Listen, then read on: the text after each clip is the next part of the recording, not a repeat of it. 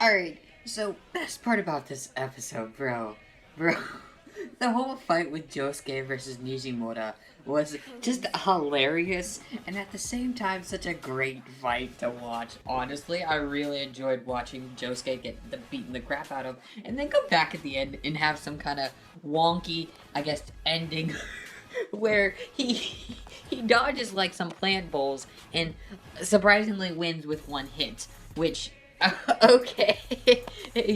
and, and I feel like with JoJo, it can be whatever it wants to be, and I love that about this episode. The whole fight and the whole thing also with Jotaro doing his research and stuff, and Josuke's mom being like, "Oh, Joseph, I knew you would come back."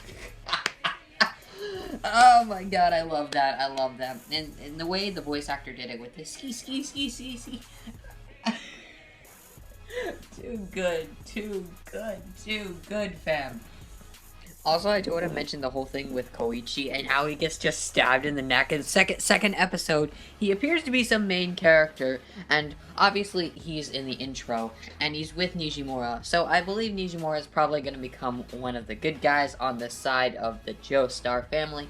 And obviously, I think Koichi's going to come back to life somehow, and that arrow that stabbed him is obviously going to make him a stand user just from the opening. And myself, I have not seen or read part 4, so coming into this kind of fresh, it's a perspective you gotta get used to, I guess, too. And it's a good perspective, in my opinion, because you don't know what's coming, and you can be more excited for what's to come in some sense. And really, JoJo, it's just been so fun to watch. It's one of those anime that just doesn't make sense.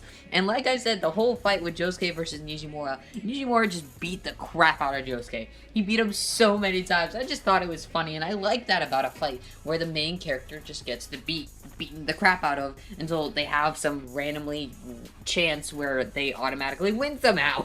I don't know.